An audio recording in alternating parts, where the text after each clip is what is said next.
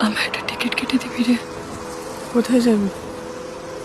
ছোটবেলায় তোমার পাশে থাকা এ মৃত নগরীতে আমার ছিলে কোঠা হয়েছিল। তোমার বলা কথা বরফ ছুরি হয়ে কিছু তোমায় চিনিয়েছিল। এখন